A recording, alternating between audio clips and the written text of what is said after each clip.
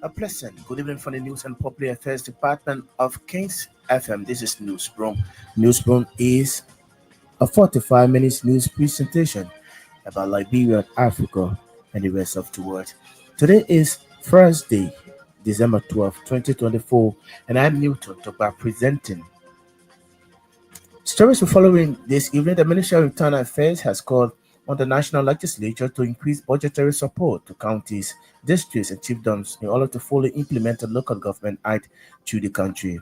The majority bloc has suspended additional 3 representatives of the minority bloc who are supporters of the Congress for Democratic Change. President Joseph Boakai urges public officials to execute the mandate of their offices and perform well. And away from Liberia, Ethiopia, and Somalia have agreed to end their bitter dispute over Addis Ababa plan to rebuild a port in the breakaway republic of Somaliland in Turkey. These, plus many more, all packaged. But let's take a very short break. We'll be right back.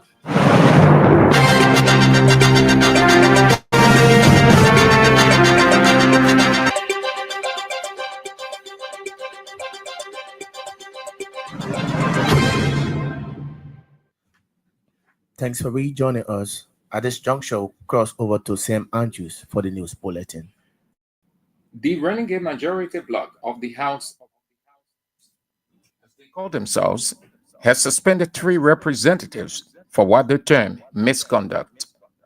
Those suspended are Representatives Frank Safoko, Eugene Colley, Zina Nomo, and Alex Noah. The majority bloc said they are suspended for gross misconduct, not befitting of them as representatives of the people. They also resolved to strip Representatives Frank Safoko, Eugene Colley, and Zina Nomo of their benefits this month and beyond. It brings to 7 the number of lawmakers suspended by the majority bloc. They earlier suspended Representatives Marvin Cole, Abu Kamara, and Edward Flomo, all of the Congress for Democratic Change. The majority bloc also has written the Speaker of the House of Representatives, Fonati Kofa, requesting him to submit list or names of staffers in his office. They also want to ensure that his office staff receive their payment for December, which will be processed in his capacity as representative of Grand Crew County and not the Speaker of the House of Representatives. The plenary of the House of Representatives Thursday sent several bills submitted by President Joseph Boakai to the committees on Ways, Means, and Finance, Banking and Currency, and Judiciary to review and report within 2 weeks. The bills for enactment, according to a communication from the Press and Public Affairs of the House, include the Bank Financial Institutions and Bank Financial Holding Companies Act of 2024, Tax Amendment Act of December 2024, among others. The release quoted President Boakai as saying, the Bank Financial Institutions and Holding Companies Act of 2024 is one of the structural benchmarks aimed at strengthening the legal framework for licensing, regulation, supervision, and resolution of banks and banks holding companies with the objective of promoting financial and macroeconomic stability. The National Executive Committee of the Opposition Congress of Democratic Change has expelled Deputy Speaker Thomas Fowler from the party. In a statement issued by the party's chairman, Janga Ko, the decision to expel the party's longest-serving lawmaker, follows recommendations from its National Disciplinary Committee, Grievance and Ethics Committee, and underscores CDC's commitment to discipline, unity, and adherence to its foundational principles. In November, Deputy Speaker Fala and several lawmakers of the party were temporarily suspended for their involvement in the illegal removal of Speaker J. Fonati Kofa and placed under investigation. Fala has come under staunch criticism of his key role in the questionable removal of Speaker Kofa. He had earlier denied any plot to remove Speaker Kofa.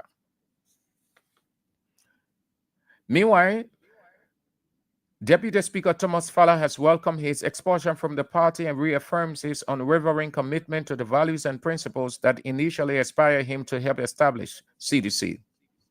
Deputy Speaker Fala, widely regarded as one of the most astute leaders and pioneers of the Congress of Democratic Change, expressed no surprise at what he termed as his arbitrary, baseless, and unilateral expulsion, stressing his action follows a similar bogus the party's action follows a similar bogus and lawless suspension, which blatantly contravenes the constitution of CDC.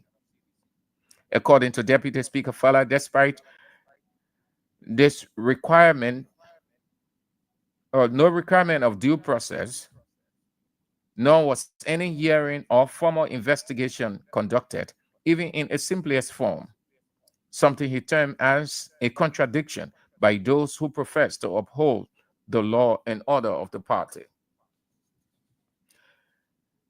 Senator Nathaniel McGill has characterized the executive branch of government for backing the majority bloc in the House of Representatives by Justice Minister Councillor Oswald Toye as a coup against the Speaker, J. Fonati Kofa. Addressing a news conference at his Capitol Building office in Monrovia, Senator McGill criticized the government of President Joseph Boakai for what he described as its failure to adequately manage the House's crisis. He said the executive decision is a coup, and the opinion of the Justice Minister has no serious basis. Senator Nathaniel McGill noted that the Senate's majority decision does not align with what he believes to be the proper interpretation of the law.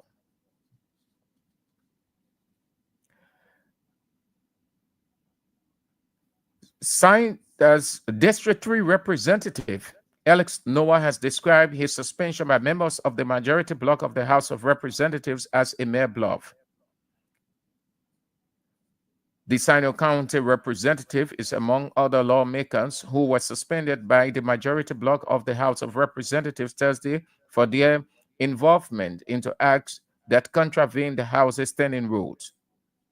Responding to his colleagues' action at the Capitol building, Representative Noah said the move by the majority bloc to suspend him and other lawmakers is in defiance of the Supreme Court's ruling, and he will not adhere to their decision.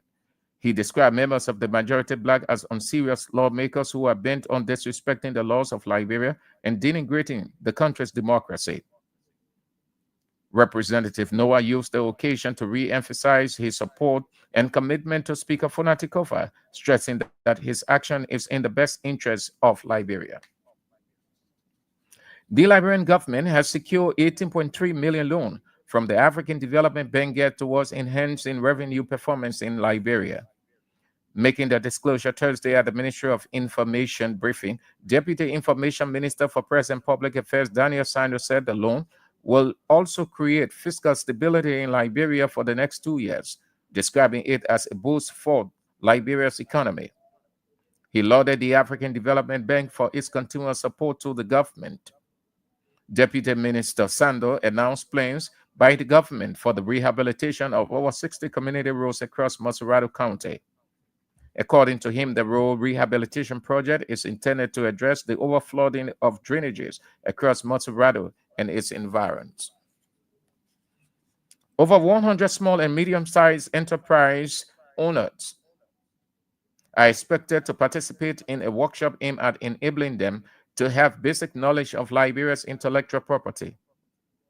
The training, according to Liberia's Intellectual Property Director General Gamen Kogbe, is to enhance participants' understanding of the intellectual property. She added that it will empower them to create massive awareness in communities across the country.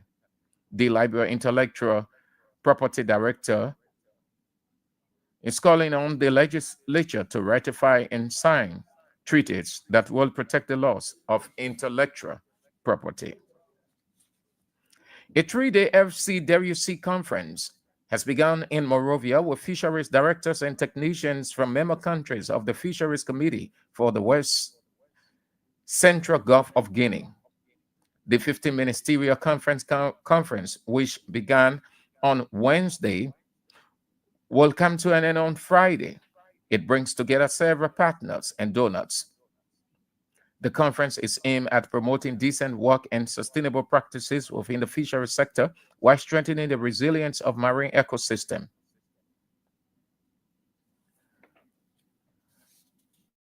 The former president of the Liberia National Bar Association, Councillor Tiawon Gonglo, has called for adherence to the rule of law amid the political crisis at the House of Representatives. Councillor Gonglo's remarks were in response to controversial action by the executive and legislative branches of government, centering on the interpretation of the Supreme Court's ruling and the broader implications. He added that the only institution authorized to interpret the Supreme Court's opinion is the Supreme Court itself and not the executive or legislative branches of government.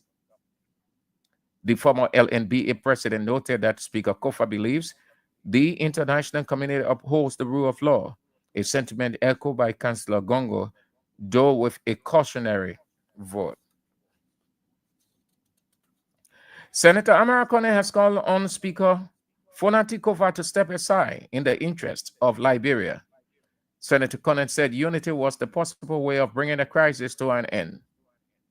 He also applauded Speaker Kofa for his services and his regard for the rule of law, describing him as a commendable centrist opposition speaker. According to him, Liberians deserve a speaker who can unite his colleagues behind legislative agenda that elevates their needs above divisiveness and personal interest.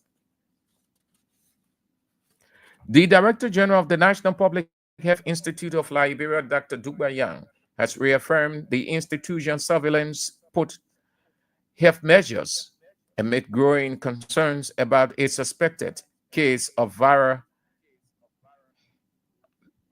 hemorrhage fever in neighboring Sierra Leone. Addressing a news conference at MFA's headquarters in Congo Town, Dr. Yan said, the Public Health Institute has established full cooperation with neighboring countries, including Sierra Leone, Guinea, and Ivory Coast, in the wake of strengthening its put health measures and regulations. He said the negative impact the Ebola and coronavirus have on Liberian society, the measures put in place will prevent an impossible outbreak of the deadly virus in the country. Montserrado County District 9 Representative Francis Foko has officially filed a complaint against Justice Minister Oswald Twe with Chief Justice Siani Yo, accusing him of gross misconduct for issuing a legal opinion that contradicts the Supreme Court ruling. On December 6, the Supreme Court ruled on the constitutionality of action taken by the self-imposed majority bloc in the House of Representatives regarding the removal and suspension of certain members. The ruling declared that any action by member of the House that violates Article 33 and 49 of the Constitution are ultra vires beyond their constitutional authority. Representative Foko contended that the Justice Minister sent to the executive branch, opinion sent to the executive branch create confusion and may lead to unconstitutional action by the Senate. He accused Minister Toye of prioritizing personal or political interests over his duty to uphold the Constitution, thereby destabilizing constitutional governance and eroding public confidence in the judiciary. Away from Liberia, Ethiopia and Somaliland have agreed to end their bitter dispute over Addis Ababa's plans to build a port in the breakaway Republic of Somaliland following talks in Turkey. Turkish President Recep Tayyip Erdogan welcomed the historic agreement, which he said would eventually ensure landlocked Ethiopia's access to the sea.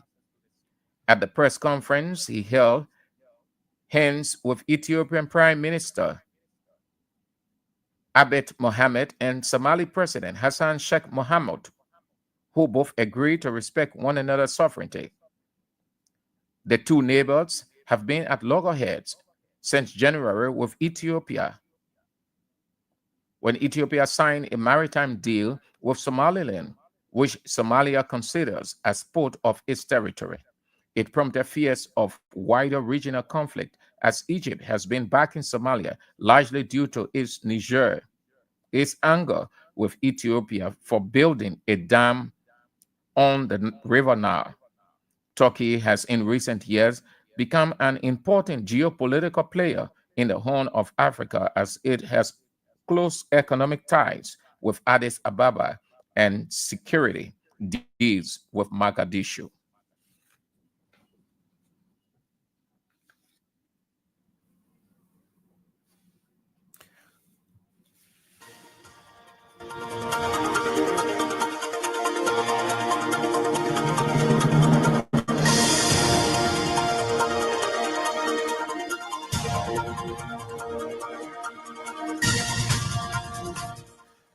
Sam Andrews with the news bulletin. The news bulletin is a regular feature on King's Newsroom. If you just joining us, a reminder you're listening to King's Newsroom. Newsroom is a 45 minutes news presentation about Liberia, Africa, and the rest of the world. Stories we're following. This evening, the Ministry of Internal Affairs has called on the national legislature to increase budgetary support to counties, districts, and chiefdoms in order to fully implement the local government act to the country. The majority bloc has suspended additional three representatives of the minority bloc who are supporters of the Congress for Democratic Change.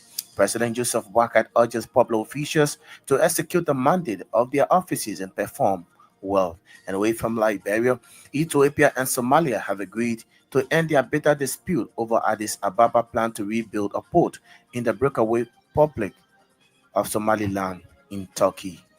These are stories we're following, but let's take a very short break and we'll come back. We'll bring you the real forces of the newsmaker.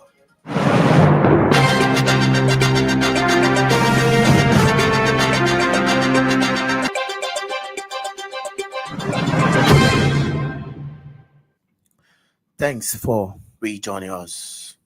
On this one the Liberia Institute of Geo Information and Statistics Services has released its progress report for 2024, focusing on enhancing the nation's statistical systems, driving data-driven policy making, and strengthening the technical capacity of its workforce. Releasing Thursday at a press conference, Legis Rachel Gaffwan, Executive Director of Legis, emphasized the critical role that accelerate accurate data play in shaping country future development. According to Gafan, Legis is committed to being the premier institution for the collection, compilation, analysis, and dissemination of statistics in Liberia remains resolute. However, the Legis executive director disclosed achievements in the 2024 progress report for the completion of the National Agricultural Census, which, according to him, marks a major milestone in Liberia's statistical efforts. Sando County District 3 Representative Ellis Noah had described his suspension by members of the majority bloc of the House of Representatives as a mere bluff. The Sando County District 3 representative is among other lawmakers who were suspended by the majority bloc of the House of Representatives on Thursday for their alleged involvement into acts that contravened the House's standing rules. However, responding to his colleague's action, Thursday at the Capitol building, Representative Noah said the move by the majority bloc to suspend him and all lawmakers is in defiance of the Supreme Court's December 6th ruling, and as such, he will not adhere to their decision. I think it was a mere bluff, continuation of the ultra virus that was prescribed by the Supreme Court. It's a continuation of the continuous joke that they continue to play around the Liberian people. And we are not moved, we are not bothered. The 28 persons, the 30 person behind the speaker, we are not bothered with that. So I just told you when the court described our police as not being on the side of the law, they were clear. Everything that is doing, just listen to even press releases condemn. They said because the justice minister who work at the will and pleasure of the president recognizes them or their actions, so they continue to play phone. And we just, in good faith, I'm now with them already. They should be suspending the 45% again. Any of them, we on the other side with the legitimate speaker, we make sure that the speaker is protected. Mind you now, when you have the speaker, this man is not speaker. You get all the humility because they know what they're doing is in not in the interest of our people, it's in the wrong direction of the country. Sino County District 3 Representative Alex Noah. Over 100 small and medium-sized enterprises owners are expected to participate in a workshop aimed at enabling them to have basic knowledge of Liberia's intellectual property. The training, according to Liberia's Intellectual Property Director General Garment Coward, is to enhance participants' understanding of the Liberia's intellectual property. Director Coward added that it will empower them to create massive awareness in communities across the country.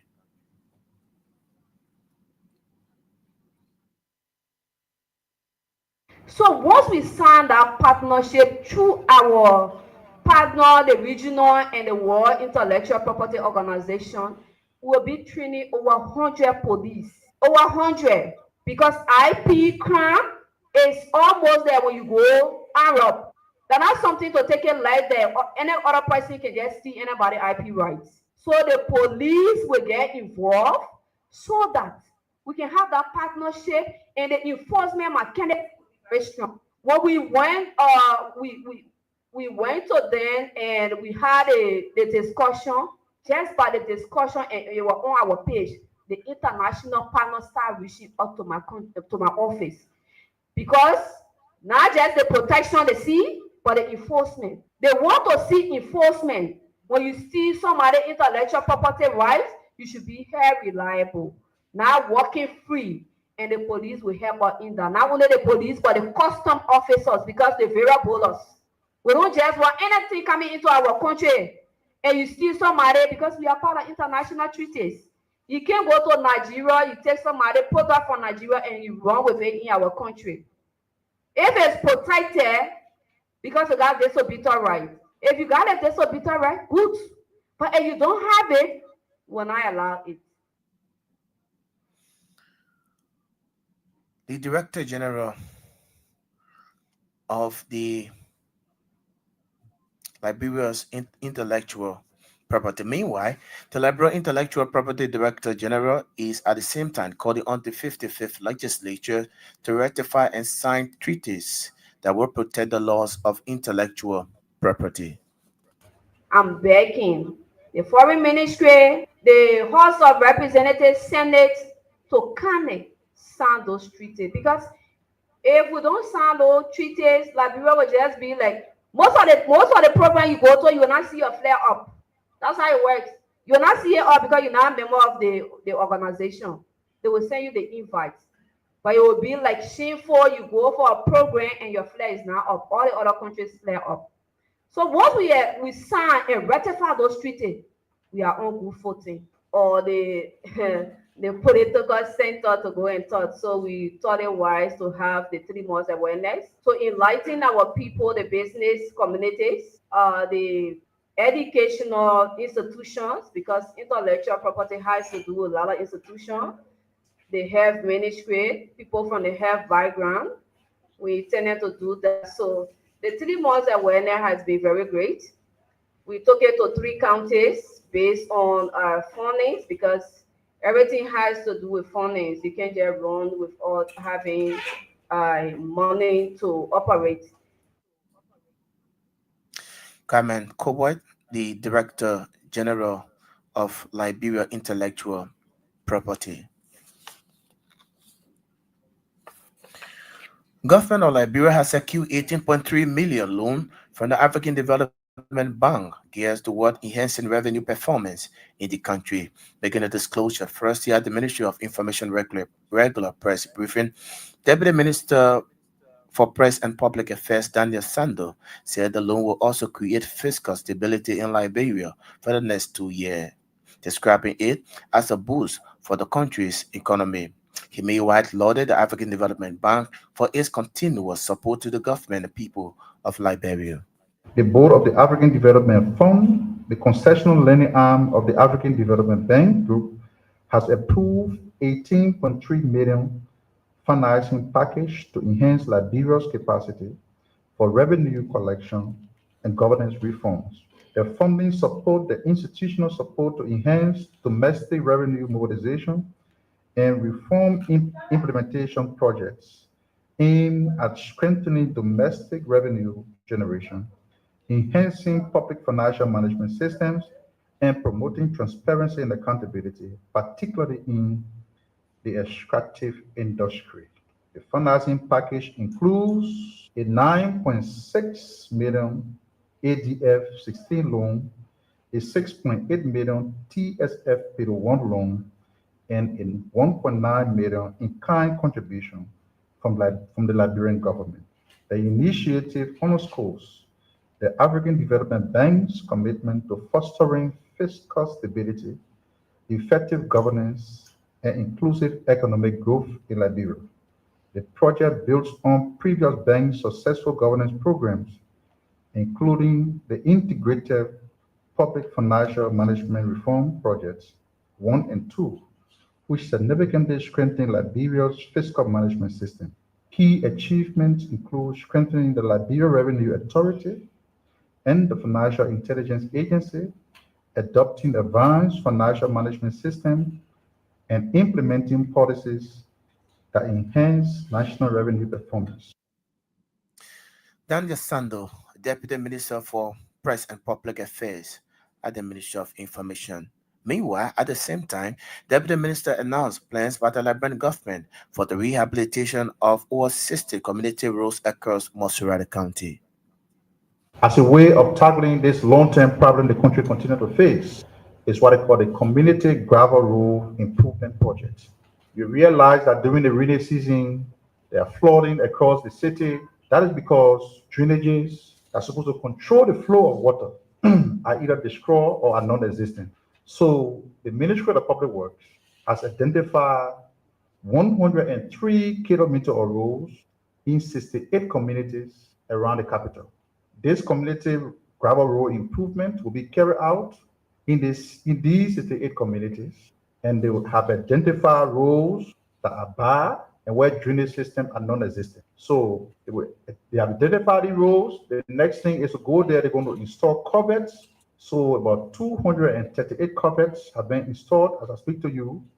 They are being installed so that when we get into the next rainy season, there can be the control of water to avoid or to mitigate the possibility of flooding across the capital. This is a very good initiative, and we urge members of the public to cooperate with the team from the ministry in the various communities to have our roads put into shape, make them pliable during the rainy season so that we can live in an environment that is well deserving for our people. Daniel Sando, Deputy Minister for Press and Public Affairs at the Ministry of Information. Well, at this juncture, let's take a very short break. We'll be right back.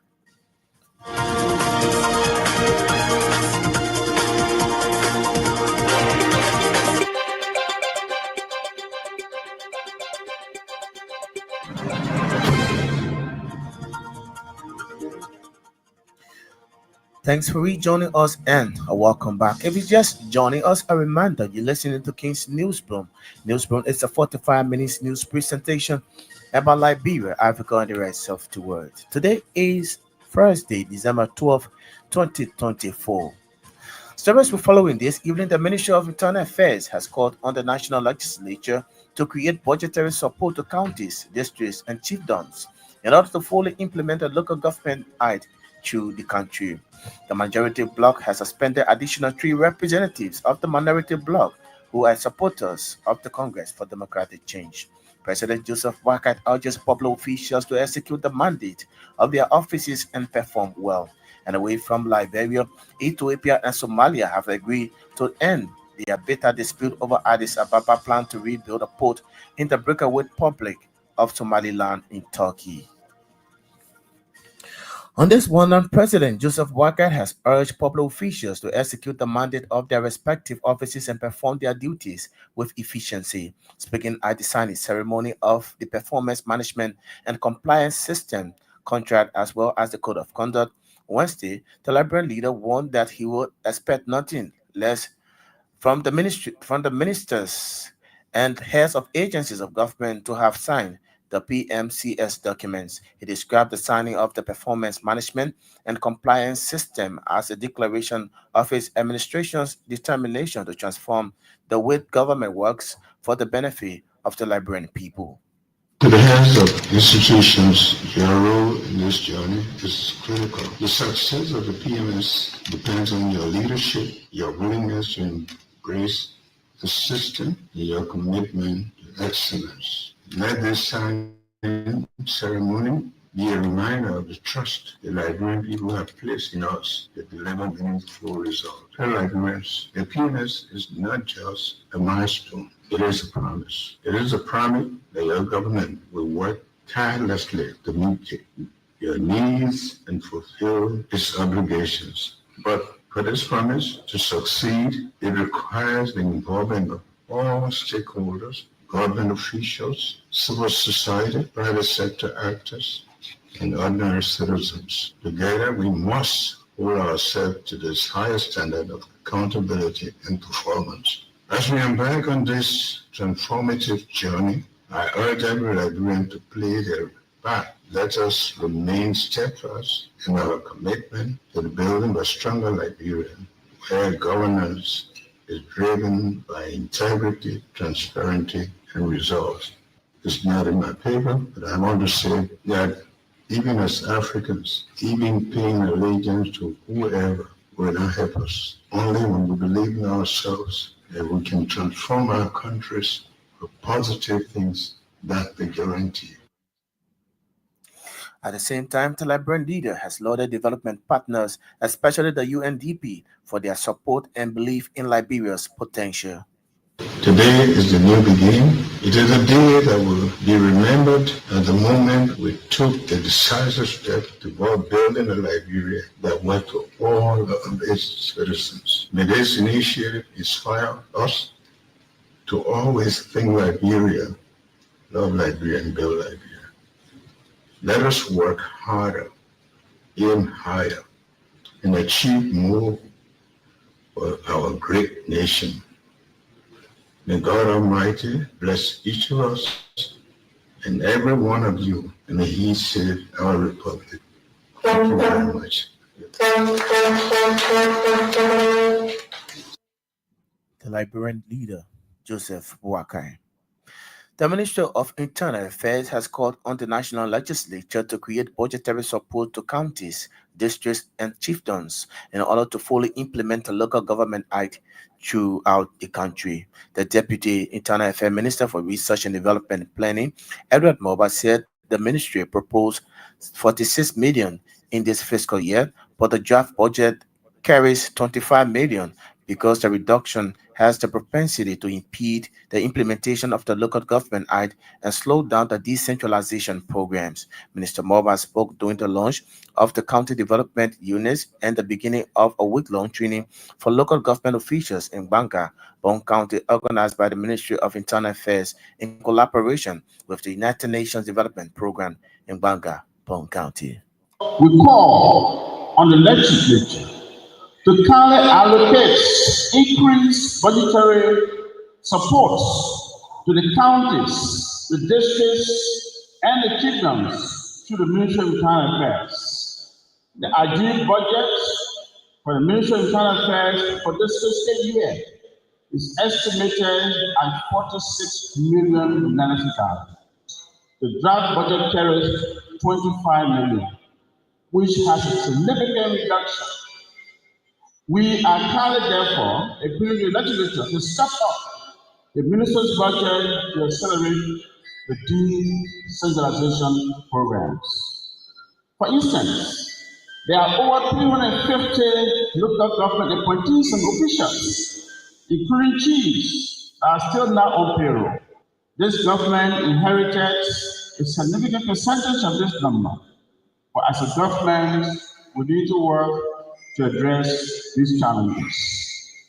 My fellow colleagues, the Minister of Internal Affairs is challenging you to focus on strategic and inclusive priorities of the counties, work towards strengthening institutional capacity, enhance systems of accountability, and implement projects that will yield tangible and transformative results. Deputy Internal Affairs Minister for Research and Development, Edward Moba.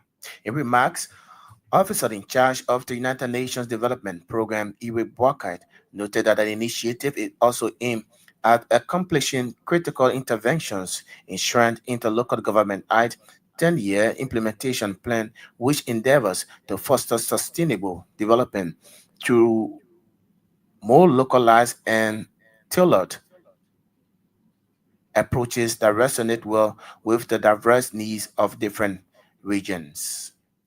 Today represents a pivotal step towards enhancing decentralization initiatives, especially as it relates to planning, empowering local governments, and involving our citizens in the decision-making processes that affect their lives.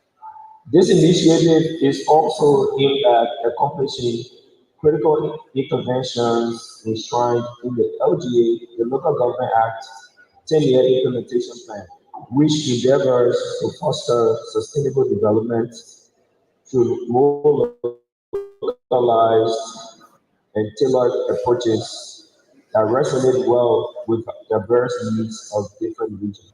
The local government development planning units will serve as a critical instrument for promoting accountability, facilitating efficient resource allocation, and serve as a repository of socio-economic data which will inform development planning and research activities. This will enable local and national and local governments to capture the aspirations and challenges of citizens while ensuring that development projects reflect the real needs of the people at the grassroots level. We encourage this initiative to be a bottom to top approach that fosters synergy between local government units, citizens, and development partners that reflects the priorities and dreams. The officer in charge of the United Nations Development Program, Eric Boakai.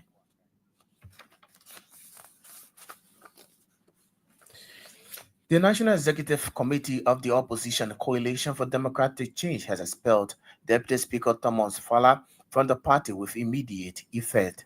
In a statement issued by the party's national chairman, Jangat Koh, the decision to expel the party's longest-serving lawmaker follows recommendations from the party's National Disciplinary Committee, Grievance and Ethics Committee, and underscores the CDC's commitment to discipline, unity, and adherence to its fundamental principles. In November, Deputy Speaker Fala and several lawmakers of the CDC were temporarily suspended from or for their involvement in the illegal removal of Speaker J. Funati Kofa and placed under investigation. Fala has come under serious criticism over his key role in the questionable removal of Speaker Kofa. He had earlier denied any plot to remove Speaker Kofa and pledged his support to the Speaker and the party. However, he defected from the main chamber where he had been co-presiding to the majority bloc in the joint chamber. There he presided over their sections and the sole suspension of three members of the House of Representatives who were all CDC lawmakers and the questionable removal of Speaker Fonati Kofa and the election of Representative Rachel Cohn as the new speaker. Meanwhile, partisans of the CDC have termed his action as a betrayal and a flagrant breach of the party's principles. The former president of Liberia National Bar Association, Councillor Tewun Gonglo, has called for the strict adherence to the rule of law amid recent political crisis at the 55th legislature. Gonglo's remarks were made in response to controversial actions by the executive and legislative branches center on the interpretation of the Supreme Court's opinion and the broader implications for Liberia's political and legal future. He added that the only institution authorized to interpret the Supreme Court's opinion is the Supreme Court itself and not the executive or legislative branches of government. Councillor Gonglo asserted. I think this is the first time that the particular facts of this nature has occurred in Liberian history. Liberian history, I haven't seen anything like that. The Attorney General explaining or interpreting the Supreme Court opinion on the basis of interpretation, the Senate or the House say, okay, the Attorney General has spoken. The only institution of government that is obligated, authorized to say what the law is the Supreme Court of Liberia, is the judiciary, not the executive branch of government, not the Minister of Justice. The two many things lie in the logical realm of probability in dealing with the issues. International community promotes rule of law, the World Bank, the African Development Bank, IMF, all of these institutions. So we'll see what happens. There are too many things, positive, negative, that we have to look out for. Meanwhile, Councillor Gonglo believes that the current situation is being driven more by political motives than a commitment to the rule of law. He warned if politics continues to overshadow legal principles, Liberia risks descending into instability, adding that the rule of law must take precedence over politics to ensure peace and stability. Conclose also expressed concerns that the erosion of legal norms and the growing trend of arbitrary decision making within the government, noting that there is a need to defend the stability of the country by speaking truth to power. Well, I think the key actors in government are complicating the situation and undermining their own government, especially people from the executive. It's not correct. People should not act based on expediency. The law was made before many of these things happen. So law is not for quick fix, as I usually say. It's not for expediency. It's not for the comfort of anyone. The law is the law, and it's for all time. You didn't say that. You say the majority can meet and the deputy speaker can preside in the absence of the speaker. I read his speech. He did not recognize the quote-unquote new speaker, the speaker of the majority bloc. What he wrote only talking about the deputy speaker and the speaker. Again, that creates doubt as to whether the executive branch recognizes Kun as speaker or only recognizes the deputy speaker. And if the executive branch only recognizes the deputy speaker, then it means it recognizes the speaker, further creating doubt. Councillor Tewun Gonglo, former president of the Liberian National Bar Association. Magui County Senator Nathaniel Magio has criticized the Liberian executive branch of government for backing the majority black in the House of Representatives by the Attorney General, Councillor Oswald Tue, as a coup against embattled Speaker Fonatit Kofad. He can be recalled during the 51st day sitting of the Liberian Senate on Tuesday. President Pro Tem Yoblin Kaka Lawrence clarified that the Senate had voted to support the Attorney General's legal opinion. According to her, she thought to make it clear that the Liberian Senate has voted to uphold the opinion of the Attorney Generals of doing business with the majority bloc. Addressing news conference at his Capitol building office Tuesday in Monrovia, Senator McGill criticized the administration of President Joseph Walker for what he describes as its failure to adequately manage the House crisis. Executive has decided to do what I believe is a coup by illegally removing the speaker. As we speak, the Attorney General just made an opinion, which we believe has no serious basis in law, because even the chair of our judicial committee disagreed with the Attorney General opinion. The Supreme Court has ruled to recognize the actions of the absentee lawmakers in the House of Representatives to elect, to remove Speaker Koba and elect Mr. Kuhn as Speaker to recognize that body. Senate resolved in a meeting that it will recognize the decision of Attorney General and recognize the Speaker's share in the removal of COPA. We want to categorically state that we disagree with the opinion of our colleagues. We think they set a recipe for chaos in this country that people will now circumvent the law. So why if a group of people get up today and say, don't want Baka? So if Baka will even resign. Mikey County Senator Nathaniel Mankey. Well, folks, on that note, this I would like to go home on this edition of King's Newsbone. Newsbone is a 45 minutes news presentation about Liberia, Africa, and the rest of the world. But just before we go home, let's remind you of stories we've been following. The Ministry of Internal Affairs has called on the national legislature to increase budgetary support to counties, districts, and chiefdoms in order to fully implement the local government act through the country. The majority bloc has suspended additional 3 representatives of the minority bloc who are supporters of the Congress for Democratic Change. President Joseph Boakai urges public officials to execute the mandate of their offices and perform well. And away from Liberia, Ethiopia and Somalia have agreed to end up their bitter dispute over Addis Ababa plan to build a port in the breakaway Republic of Somaliland in Turkey. These are stories we follow on King's Newsroom. Sam Andrews brought us the news bulletin. Cornelius Johnson sat at controls and coordinated the sound. On behalf of the entire production team, I would like to say many thanks to all of our reporters and correspondents who helped in making this package of sources. On behalf of the entire team, my name is Newton Tukba. Good evening.